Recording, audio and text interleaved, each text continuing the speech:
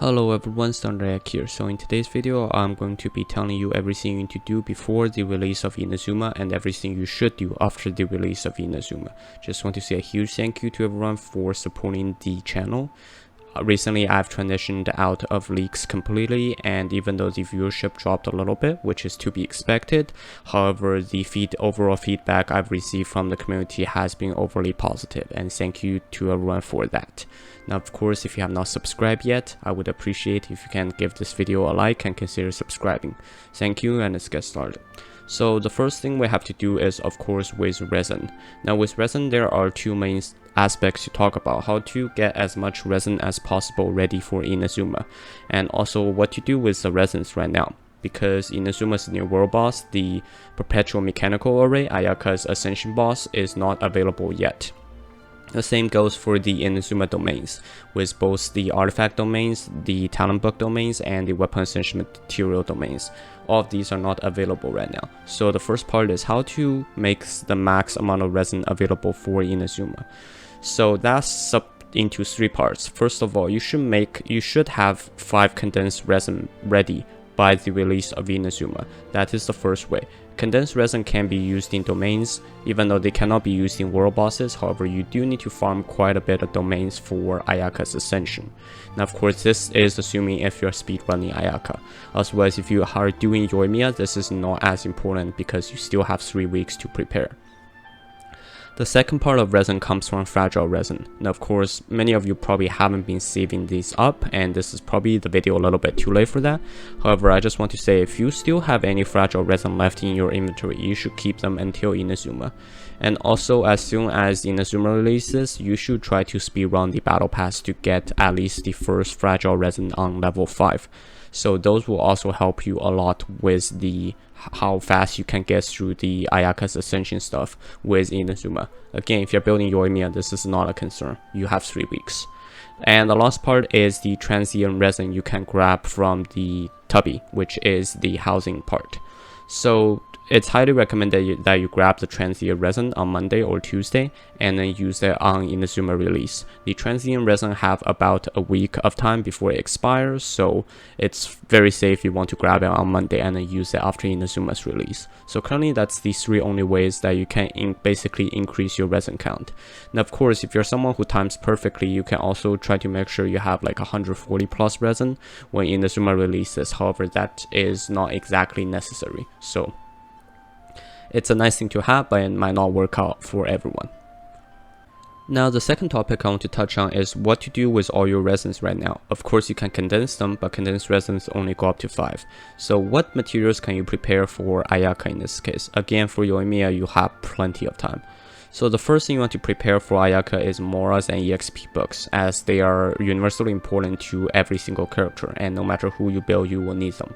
So you should try to do both ley lines for EXP bucks and Mora. Try to make sure you have around 2 million Mora, because all the ascension material, all the ascension, talents ascension, and skill ascension, stuff like that added together cost, I think around, if you put everything to max, cost 4.2 million Mora, if I'm correct. So preparing 2 mil gives you quite a nice buffer. Of course, you don't have to go to max right away. And as for EXP bucks wise, preparing 250 purple bucks would give you a pretty nice, that would get you up to level 80, I believe, at least. So it's pretty nice to prepare at least 250 purple bucks. On top of that, if you do not have enough cryo gemstones, I don't know what these are called exactly, Shivada Jade if I'm correct, make sure you get these from the cryo registry and the cryo hypostasis. The problem with Ayaka's ascension boss is the perpetual mechanical array is like the same as the primal GOV shop. They drop the ascension material they drop the ascension gemstone for every single type. So it is very hard to specifically go up to 6 cryo gemstones if you need to ascend Ayaka to 90. So instead it is easier to farm the cryo registry and the cryo cubes for the ascension mat specifically for the gemstones, and move to the perpetual mechanical array specifically for Ayaka's ascension material. Now finally, again, if you're going for Ayaka, do make sure if you have any leftover resin, of course the resin that you have, not the resin that you need to spend on Inazuma. If you have leftover, if you are done all the stuff stated above, then you can start working on Ayaka's artifacts. Currently, it looks like Ayaka will use either the 2-piece or the 4-piece Blood Destroyer no matter what, so it is a very safe build for her. Now, of course, if you're going with some off-meta build, you can also look into what artifacts you need to prepare for that. However, currently it looks like Ayaka is not very reliant on any of the new Inazuma artifact domains, so you can start preparing your artifacts now. Moving on to the third thing, the battle pass. I know a lot of YouTubers are telling you to save the world boss farm until Inazuma for the battle pass EXP. However, I'm actually going to tell you what is opposite to what they have been telling you. I think personally it is the most resin efficient if you farm all of these world bosses on Monday. So you do spend that 150 resin on Monday on these world bosses. So in fact you get an additional 150 resin you can spend on Inazuma stuff later. Because if you follow what they are saying, basically once Inazuma drops, you have to now spend 150 resin on these 4 world bosses. Whereas if you're doing what I'm saying, you do get 150 extra resin moved from the Mondstadt and Lua stuff onto the Inazuma stuff. Now, how to make up for the loss of Battleship EXP? It's actually very easy. You just challenge 3 out of the 4 again a second time, and that can be done very easily. Because you can already fight them on a daily basis, just go beat a child up 3 times. Just go beat up 3 separate ones 3 times, and then that should still gain you the rewards from the Battleship EXP, because you do not need to actually claim the rewards to count. Once you defeat the boss, it counts as 1 defeat. However, do make sure you do 3 separate ones. The fourth one is a very quick one, talking about the Abyss. Basically, do not do the Abyss until Inazuma drops, because there is a battle pass achievement for gaining 12 stars in this Abyss cycle. Now, of course, if you do the Abyss before Inazuma drops, you'll have to wait until next Abyss cycle to do this. And if you want to speedrun the battle pass for the first fragile resin, it is very nice that you don't do Abyss first and clear out floor 9 and 10. That will give you enough to basically get this achievement. Now, of course, if you aren't someone who is very focused on Abyss yet, that is okay. That is more like a side achievement. You don't have to get it exactly, but if you're someone who can clear Abyss for 9 and 10 rather easily, this is something worth not doing until Inazuma. Moving on to the 5th stuff on this list, which is weapons. Regarding weapons, there are 3 things to talk about. First 2 are regarding the new weapon, the new Inazuma Craftable weapons. First, you should save your Northlander Billets. Now, of course, it's probably too late to tell you. For those of you who have spent it, you probably already spent it. But all the new Inazuma Craftables will be using the same Northlander Billets as the Mondstadt and Lua and Dragonspawn ones. So saving those billets can help you a lot when it comes to crafting new Inazuma billets, new Inazuma weapons, because all of these weapons are actually pretty good. Like, I believe 4 out of 5 of them are very good, and then 4 out of 5 of them are quite universal on strong characters. As for crystal chunks, if you do not need crystal chunks for enhancement ores, there is no need to farm crystal chunks right now, because the Inazuma ones will be using special crystal chunks native to Inazuma. So there is no need to farm crystal chunks on, like, basically the 50 crystal chunk you need to craft a weapon. There is no need to farm that, because the 50 crystal chunk will come from Inazuma instead. However, with that said, if you do need enhancement ores, it is a very nice time to start farming crystal chunks. If you don't know how to farm them, go to the Blacksmiths. There is an option you can talk to them. After that, they will show you the daily crystal locations. With those, you can get up to safely around 20 enhancement ores per day with no problem. Both Lua and Mondstadt combined will give you enough crystal chunks to make around 20 enhancement ores. But with that noted, do not make anything with the magical crystal chunks. Those are basically a waste of resin, so don't do that. The 6th one is regarding housing. So for housing, there isn't much to talk about unless you want to speedrun housing. So if you don't want to speedrun housing, skip to part 7.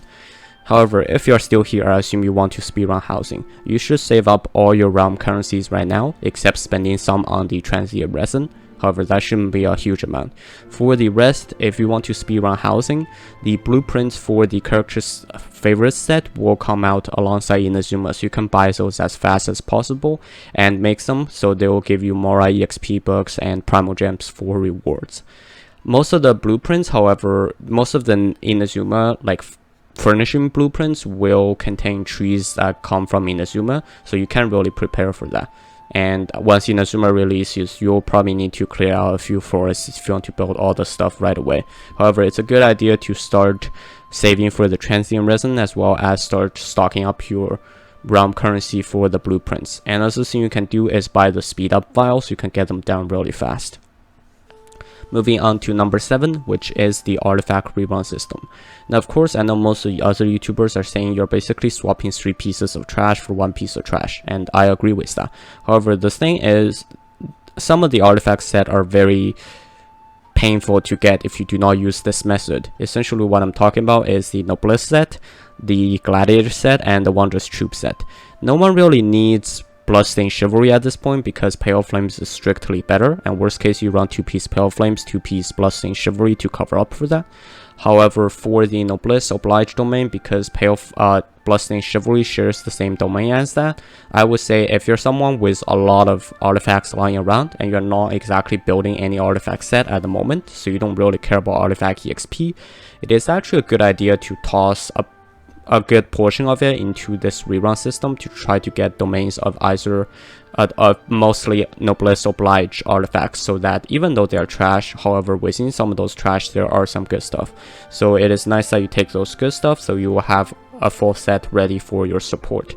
As for Gladiator and Wondrous Troop is not really used in any meta builds right now. For example, Ganyu, the 4-piece Blizzard Trader, still overpowers Wondrous Troop, so there's no need to basically use Wondrous Troop at the moment. And for Gladiator, Shiminawa's Reminiscence is probably better, and 4-piece Gladiator is no longer used, so the only one I'll say that's worth switching is Noblesse Oblige. Moving on to number 8, the Golden Apple Archipelago. So if you're unaware, the Golden Apple Archipelago is going away after next Tuesday or Wednesday, depending on when your update comes. So do make sure you get all the chests, all the world quests, there are 6 of them I think, and basically all the chests, all the puzzles, all the world quests on there before it goes away next Tuesday or Wednesday. All of it should be mapped on the that interactive map, which is Genshin's official map. They have official one now. And if you are a Kazuha main and you do not have Kazuha completely raised, no need to worry about Kazuha's ascension material, both the Magu Kinki and the his ascension material, the sea mushrooms, I forgot how to pronounce them, will be moved to Inazuma, so there is no need to worry about that. You can still max out Kazuha.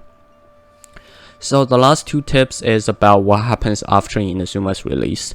The first one is to make sure to take it slow with the Inazuma exploration, and this is tip 9 if you're wondering. Basically, mark every oculi, and also if you're a crazy person like me, mark every chest as you go, because this is a marathon, not a sprint. The Sacred Sakura tree has 50 levels. For every level you need 25 electro sigils, which means you need a total of 1250 electro sigils, which divided by an average of 3 sigils per chest, which is above the average, which is below the average. So you're looking at least 400 chests in Inazuma alone. On top of that, you're also looking at 180 electro oculi. So there is no need to sprint run everything in one day. If you try to speed run all the electro oculi in one day and most of the chests in one day, you'll feel like quitting Genshin afterwards. So it is nice to keep it slow. The next major patch, which is IE Chasm, won't be coming for a long time. Of course, it's normally half a year gap, we know that already. So what you can do is take it slow and mark stuff out as you go, explore section by section. And also, it is very important that you clear out most of the chests. If you do not want to map chests on the map, it is important that you clear out most of the chests in one area before moving on to the other, because you do need Electro Grana's level to be high enough, and Electro Grana's level is tied with the Sacred Sakura Tree's level. The Sacred Sakura Tree's level is tied with Electro Sigils, which comes from chests, so indirectly it is tied with how many chests you have found. And also, I mean, it is better to basically get everything to 100% slowly, rather than getting all the exploration up to 95% and spend like the last 10 hours looking for the final 2 chests you're missing. Finally, the last thing I'll say, I know a lot of people won't agree with me with this. However, it is a good idea to not wish for Ayaka on the day she came out, and I'll explain here. Of course, if you want Ayaka for her aesthetics, if you don't care about her power level at all, by all means go ham on Ayaka on day 1. That is a good idea. However, if you're someone who's sort of caring about level and also, I mean, you do want Ayaka to be a strong DPS, I would say wait it out. I know I made a video yesterday basically saying how she's going to be the most OP like Ganyu 2.0. However, again, that is a pre-game analysis. I know everyone's excited for her, and I think MiHoYo has big plans for her. However, again, everything needs to be wait to be tested. So let the whales who are already going to whale for her either way to do that for us, so that we know her test level, we know her strength level, we know her build, we know her weapon, stuff like that. And of course, I know some people are not a huge fan of the idea of building character bursts based on what people says about her on Thursday. However, at least that gives you an idea on what's her power level and stuff like that. Now, of course, the other things to say about this is that even if you get Ayaka on day 1, realistically, she's not going to be playable until at least the end of the first week, because the talent books for her are timed under different days, so only 3 days per week you can get her talent books. So with that said, unless her talent book happens to land on Tuesday or Wednesday, depending on where you are when the date, when the update is released, it is a good idea to wait out, because you have to wait out either way. It's just not having her for like a day or 2. However, with that, you do have an almost guarantee on her power level, because I mean, even though the stats won't be exact once they come out, however, for whales at C6 up to her to C6, they should have a good feel on her power level. And if that happens, then you will know what you're getting worth out of when you go to wish for her. Now, of course, this is no way hinting that she will not be powerful. From what I can see, she will be the next Ganyu, and with offset that said, however, MiHoYo might still change her minor details and stuff like that, and that might affect her power level as she goes into release. So I'll stress this one more time. Try not to wish for her if you're someone who do care about her power level until around the end of the first week, which is like the Friday or the Saturday. By that time, most of her stats, most of her playstyle, most of her artifact builds would have been out, and then that's when you know you have a guarantee that you're getting a strong character when you wish. That is all the information I have for you today. If you like the content, please consider subscribing. Thank you and have a nice day.